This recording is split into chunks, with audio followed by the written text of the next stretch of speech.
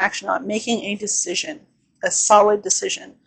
Then it comes around to Taurus, that hits at 24 degrees again, and now it's time to take action, okay, on whatever decision that you have made. So basically you have 28 days to go from whatever was illuminated here to make a decision on what you're going to do about it, okay? That's kind of how the universe works, okay?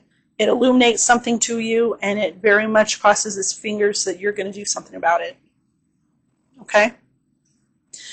Now, if you do, universe is all about free will.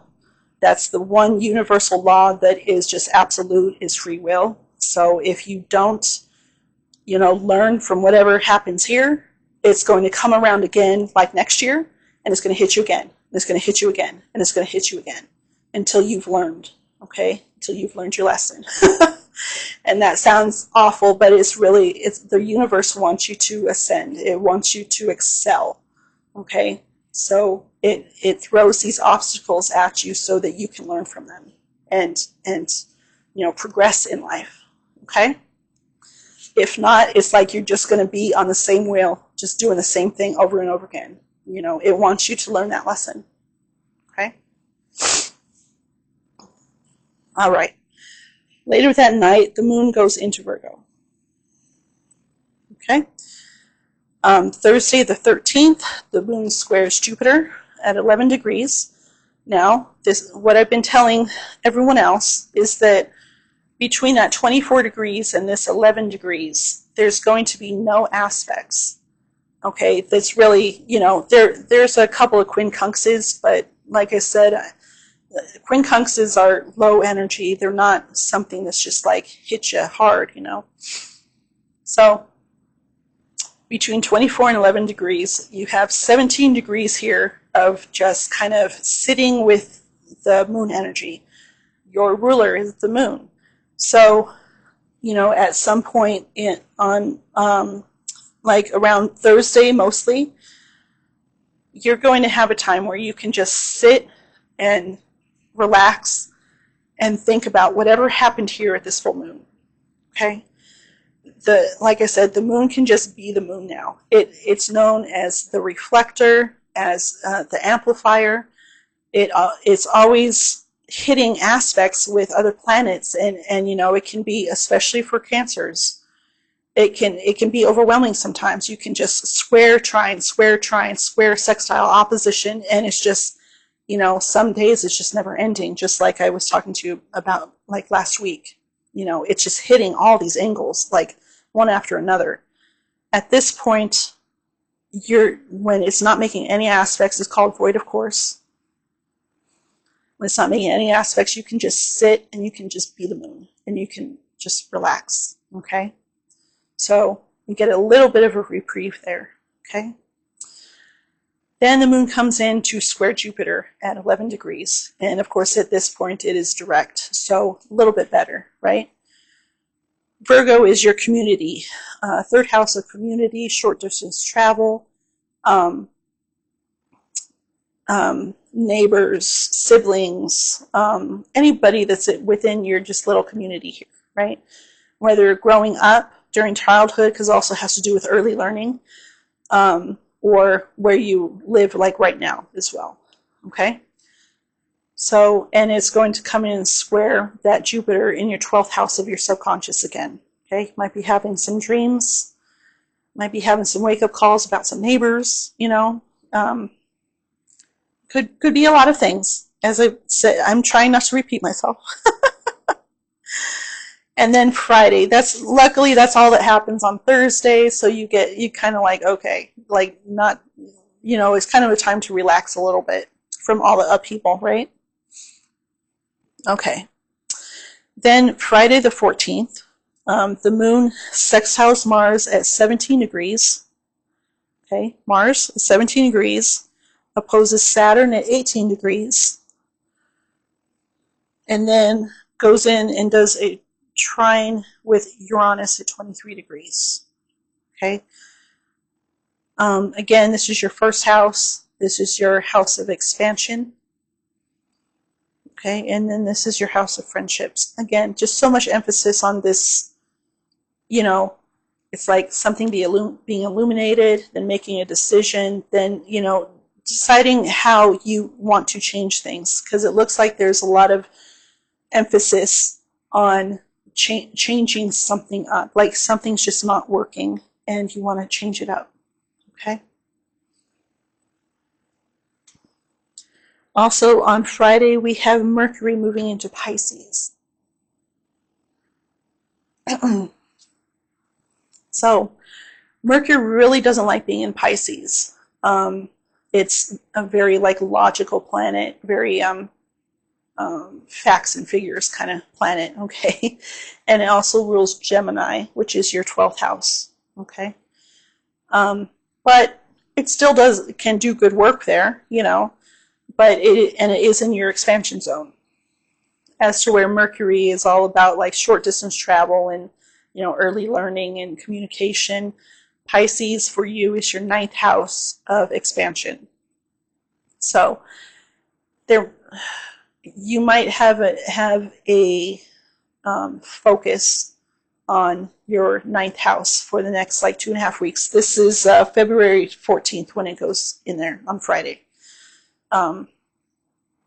So you might have, there's a lot of focus, you know, as I said, Gemini, Mercury rules Gemini, and that's the ruler of your 12th house, your subconscious, and your expansion zone. Those two houses, even though they square each other, are a lot of the same because it's about dissolving boundaries, okay? As to where Mercury likes its boundaries. It really likes its facts and figures, and it's just like its little community, like right here, you know? So it could go one of two different ways. Either you could have a lot of focus on your 9th house, or there could be just a lot of confusion. Either Pisces will overtake Mercury, or Mercury will overtake Pisces, and that kind of that depends on you. You know, you can bring a lot of focus into your 9th house, or you can let your 9th house like consume the facts and the figures and bring confusion. Okay, that's the best way that I can describe that. Okay. Let's see, the 15th Saturday, and I really apologize about my voice. Saturday the 15th, the moon opposes Neptune. Again, like I said before, this can go a couple of different ways. It can be very relaxing. It can be very ethereal and daydreamy, or it can also be the opposite end of the spectrum to where, you know, you could be wanting to abuse substances and wanting to escape. Neptune has a lot to do with escapism. Okay, so try to find that balance. Okay. And also, it's also, you know, hitting the lunar node axis, north node, south node. Okay, very karmic-y. Okay, so make sure this is about this just came to my brain. Virgo is your 3rd house of community and but short distance travel. Okay, do not drive and drink. Okay, this is a Saturday. I understand. Do not drive and drink. This is the exact scenario that could happen with this. Okay, if you're gonna have some fun, stay home and do it. Okay. I'm just going to reiterate that. Do not drive and drink or any other substance. Okay? Okay. Let's see. The moon then moves into Libra. Okay. Also, I need to point out that this could also be like Friday to Saturday. Friday is Valentine's Day in the U.S. That's another, so I want to reiterate again. Do not drive and drink.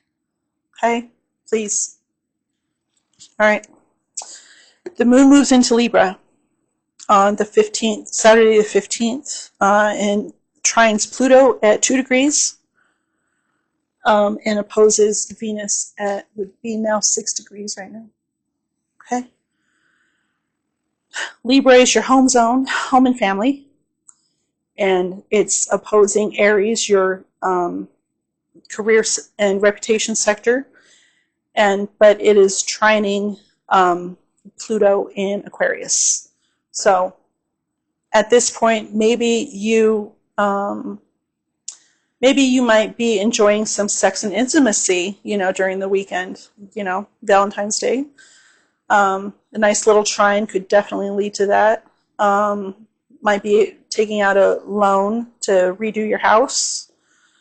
Also, the moonlight does come in to also trine Jupiter a little while after that as well. So your 4th house, your 8th house, and your 12th house are all of your private houses, okay?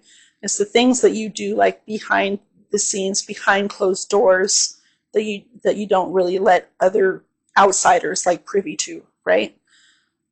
Maybe just your family, maybe just your intimate partner, okay? But you got a lot of emphasis on your private houses during Saturday and Sunday, okay? The sun also comes in to square Mars, okay, and oppose Chiron at 17 degrees and then 20 degrees. Little Chiron actually went to 20 degrees now. Like, it's such a slow mover that just moving 1 degree is kind of crazy. But even though you have an opposition here with your career and reputation, I do feel like this weekend is going to be pretty private for you, okay? Possibly intimate, like I said, Valentine's Day. But yes, just, if you're going to drink, stay home. Okay? Or whatever your preference is, okay? So I'm going to leave it there. I hope you enjoyed this report. Like, comment, share if you have any questions. I do also do many other healing modalities if you want to check out my website. And what else was I going to say? It just flew out my brain right there. So hopefully I'll be able to get back to doing the weekly reports. I am sorry that that I just couldn't get to it last week. I was so busy.